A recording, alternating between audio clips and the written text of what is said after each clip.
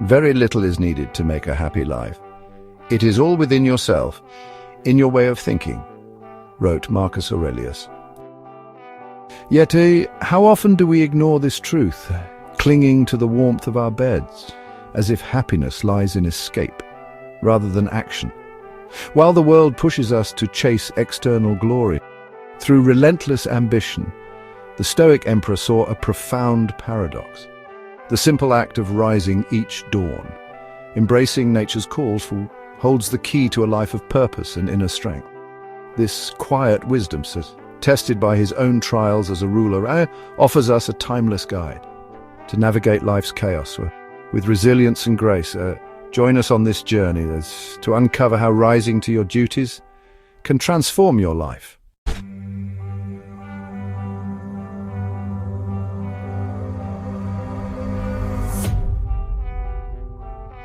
Let's step back in time to ancient Rome, where Marcus Aurelius, emperor from 161 to 180 AD, ruled over a vast empire while facing constant challenges, wars, plagues, and political intrigue. Yet, amidst this chaos, he wrote Meditation, a collection of personal reflections not meant for the public, but for himself. In one passage, he imagines a morning dialogue with himself, a moment of self-accountability. I have to go to work. As a human being, what do I have to complain about? If I'm going to do what I was born for, the things I was brought into the world to do, or is this what I was created for? To huddle under the blankets and stay warm. This internal struggle is something we all face. The alarm clock rings, and the temptation to hit snooze is overwhelming. But Aurelius pushes us to ask, were you born just to feel nice? Look outside your window. Plants stretch toward the sun. Birds weave through the air. Ants and spiders toil with precision. Bees orchestrate their hives, all contributing to the world's order as best they can. Each creature fulfills its role without hesitation. As human beings, our role is more complex, but no less natural.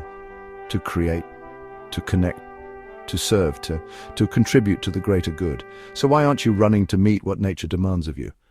Aurelius points out a hard truth. We often overindulge in what nature permits. Sleep, food, pleasure. Yes, sleep is necessary, but nature sets limits on it, just as it does on eating and drinking. When we exceed those limits, indulging more than enough, we fall short of our quota of work. This isn't about productivity for productivity's sake. It's about self-respect.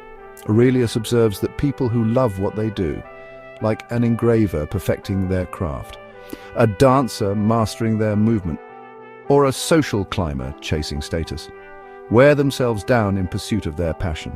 They'll forget to eat or wash, so consumed are they by their purpose.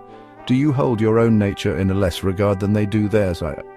Rising each morning isn't about forcing yourself into action. It's about honoring the human being you were born to be.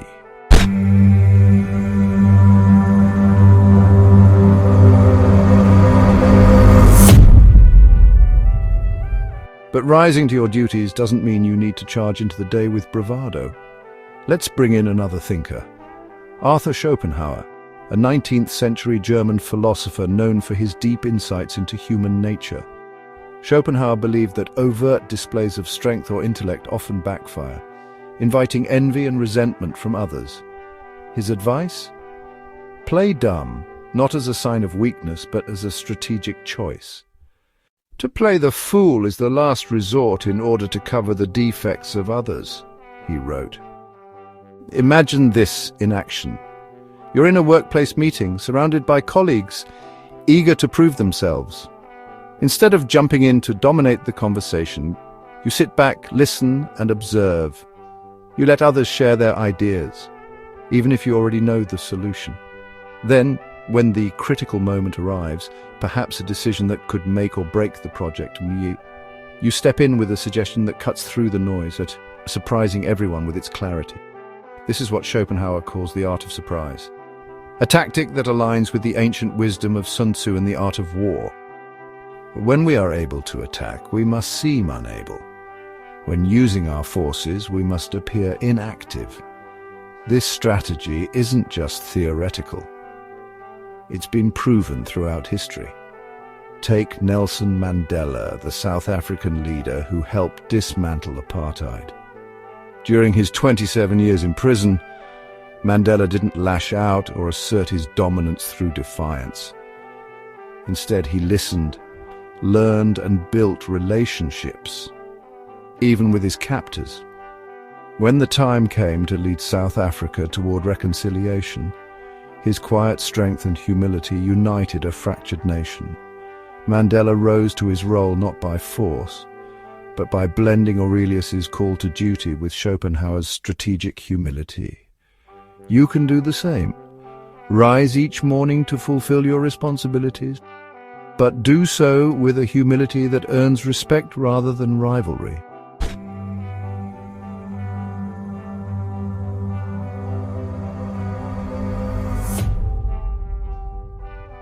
This balance between action and restraint finds a parallel in the teachings of Laozi, the ancient Chinese philosopher behind the Tao Te Ching. Laozi wrote, "The sage wears rough clothing and holds the jewel in his heart, meaning true strength lies in concealing your capabilities until the right moment. The Tao, the natural way of the universe, favors softness over hardness, yielding over forcing. When you rise each morning to meet your duties, as Aurelius urges, you don't need to dominate every situation. Instead, flow with the natural order, acting when necessary and retreating when wise." Mandela's patience in prison is a perfect example. He didn't fight every battle. He waited, observed, and acted when the time was right, ultimately leading South Africa to a new era of peace. Now, let's add another layer with Socrates. The father of Western philosophy, Socrates mastered the art of Socratic irony, feigning ignorance to draw out others' beliefs. "I know that I know nothing," he famously said. This wasn't a confession of defeat. It was a strategy to engage others in deeper inquiry, revealing their inconsistencies and fostering growth. Apply this to your daily life. When you rise each day, approach your tasks with a Socratic mindset. Don't assume you have all the answers. Instead, ask questions, listen and learn from those around you. Picture a teacher who begins the day not by lecturing, but by asking her students, "What do you think?" She guides them to discover answers themselves, empowering them to grow. Or imagine a manager who listens to her team's ideas, synthesizing them into a plan that feels collaborative. By rising to your role with curiosity and humility, you fulfill your natural duties while fostering connection, a perfect embodiment of Aurelius's call to help others as a fundamental human task.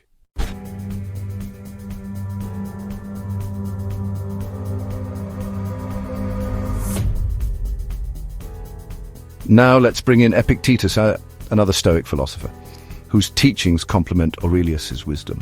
Epictetus said, "We cannot choose our external circumstances, but we can always choose how we respond to them.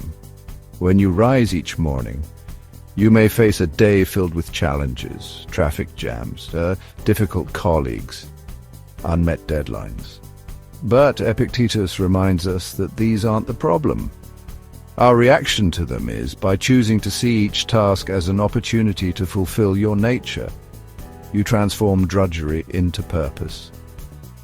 Consider a nurse who rises at dawn to work a grueling shift in a hospital. The long hours, the emotional toll, it could easily overwhelm her. But by adopting Epictetus's perspective, she reframes her work as a sacred duty, a chance to serve, to heal, to embody her humanity. Each patient she helps becomes a victory, not a burden. This is the essence of Aurelius's philosophy. Rising to your role, however small, is an act of love for your own nature and for the world. Let's take another example. You're stuck in traffic on your way to work. Already late for a meeting, frustration builds. But instead of honking or stressing, you take a deep breath. You remind yourself, as Epictetus would, that you can't control the traffic, but you can control your response. You use the time to reflect, maybe even listen to a podcast or mentally prepare for your day. What could have been a moment of anger becomes a moment of growth. This mindset shift is powerful. It turns challenges into opportunities, aligning with Aurelius's vision of duty as a path to fulfillment.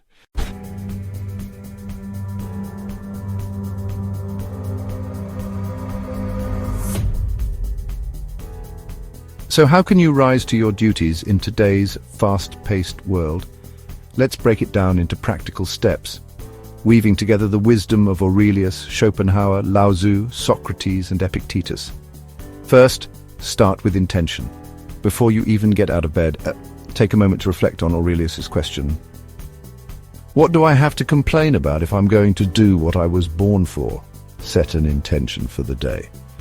Whether it's to care for your family, excel at work, or simply be present for others, this small act of mindfulness sets the tone for purposeful action.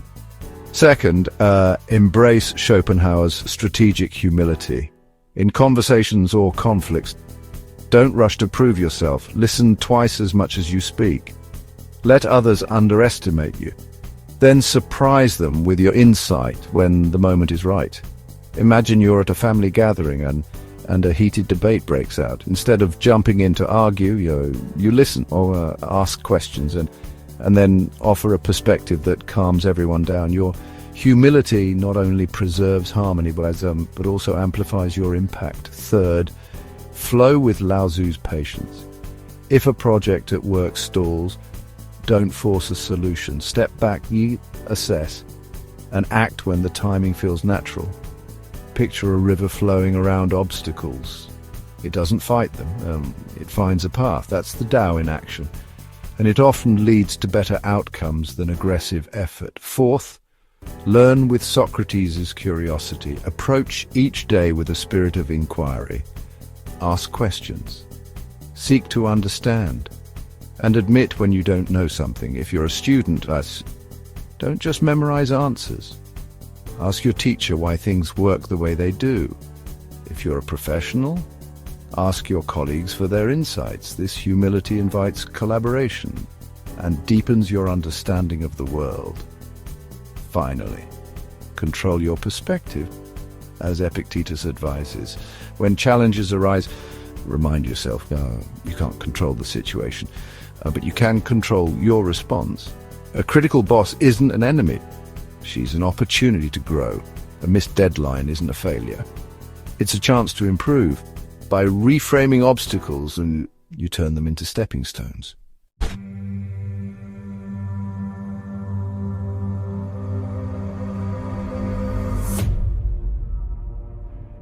Rising to your duties isn't just about personal fulfillment. It creates a ripple effect. A parent who wakes early to make breakfast for their children models responsibility. A co-worker who listens patiently in a meeting fosters a culture of respect. A leader who acts with humility, as Mandela did, can transform entire communities. The Dalai Lama once said, "Our prime purpose in this life is to help others." Aurelius understood this deeply. Is helping others less valuable to you? Not worth your effort? He asked. Every small act of duty, rising to your tasks, listening with intent, acting with restraint, builds a better world. But let's be honest, rising isn't always easy.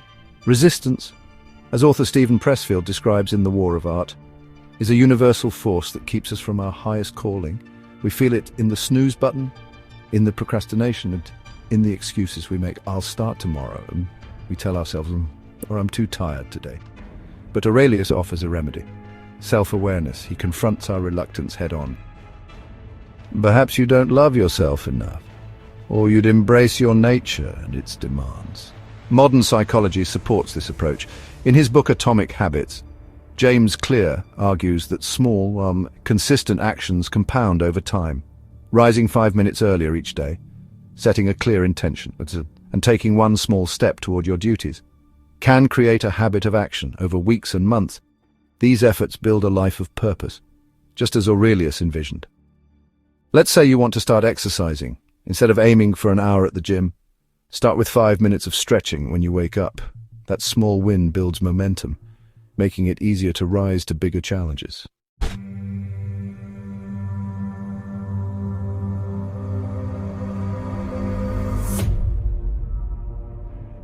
Marcus Aurelius wrote meditations not for fame, but for himself, a testament to his commitment to living philosophically, yet his words have endured for nearly 2 millennia, offering guidance to countless generations. The lesson of rising, embracing our natural duties with humility, restraint and purpose, remains as relevant today as it was in ancient Rome. Think about your own life. Each morning you have a choice: to huddle under the blankets and chasing fleeting comfort, or to rise to the tasks you were born to do. By weaving together Aurelius's Stoic wisdom with Schopenhauer's strategic humility, Laozi's natural flow, Socrates' inquisitive spirit, and Epictetus's disciplined mindset, you uncover a holistic approach to life. Each dawn becomes an opportunity not just to act, but to grow, to connect, and to contribute. Consider the legacy you want to leave. Will you be remembered as someone who shied away from their duties, or as someone who rose each day with grace, making a difference in the lives of others?